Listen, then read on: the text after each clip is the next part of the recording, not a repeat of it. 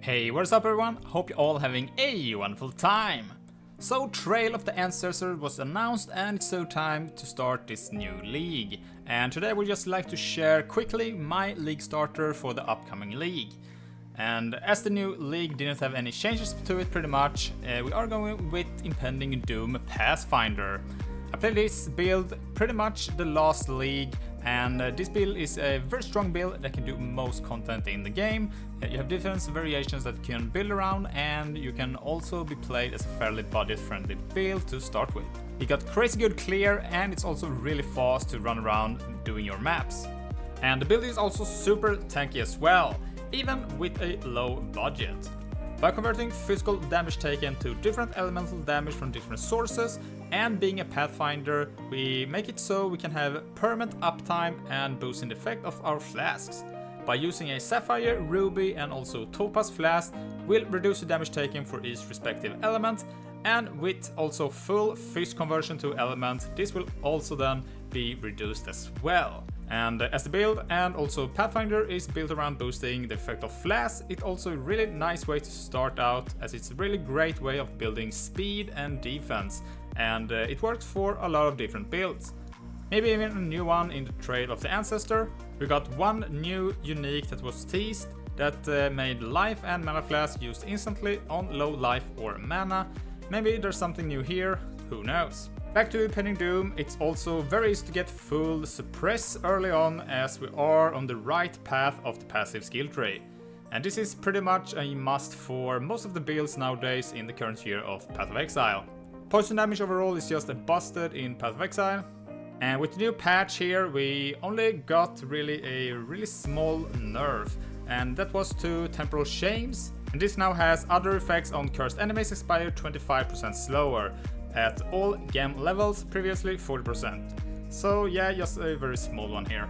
There were some minor changes in the passive tree, but none that affected the build, what I know of, and the ascendance tree stayed the same way. The biggest nerf would be that we lose the Crucible skill tree on our weapon here, but we're still going to deal tons of damage without it. And now also with the new tattoo system, there was some hints of +2 intelligent skill gems on the sneak peeks. And even though we don't get any benefits from this, but maybe there will be for support skills as well, fingers crossed. And also hopefully chaos damage and multipliers will be added for sure. We also got some new support skills as well. We had Sadim support here, which will make damaging ailments from supporter skills deal damage faster. I think this might be very good for this build, as we deal so many poison stacks. We do have to wait and see for the numbers, but it looks really promising. So to get started, we want Vixen Entrapment. It was not that expensive of what I can remember from last league.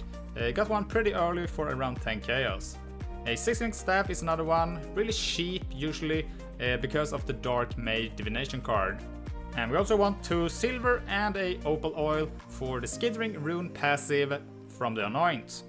And that's pretty much it to get this build going.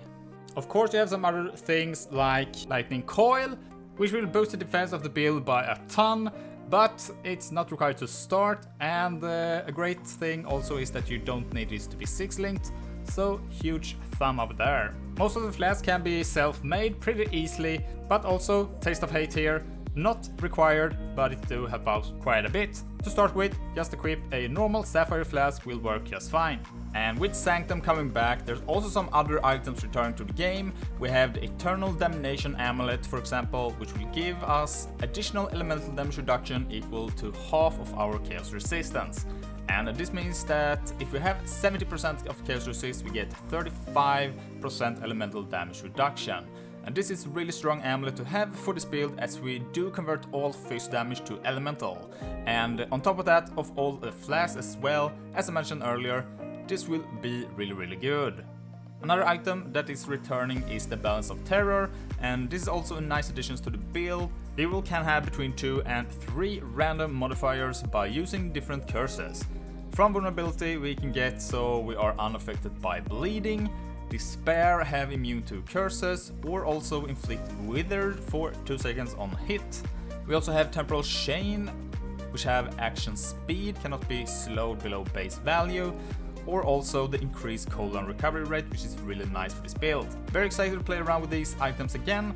We still have to wait and see how rare these items are going to be now with the new Sanctum changes.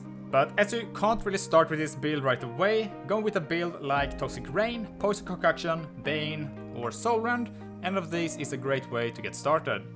Personally, I like Toxic Rain, as you can do a second setup for Ballista support as well here. Really nice to start with while doing the campaign, as it is just shredding bosses. So yeah, there we have it. Just a quick video sharing my plans for the new start for the new league, Trail of the Ancestors. I put a link to some of my other videos here. One is for the budget-friendly version of the build, and this is more of a showcase of the build and some tips and tricks to get started. And the other one here, the quick version, is going to be the actual build guide with a lot more explanation of the build. What build are you going to start with in the new league? Please share in the comments below. Thanks for watching, don't forget to like and subscribe if you found this video helpful. Good luck in the new league, and with that said, I'll see you in the next one. Bye!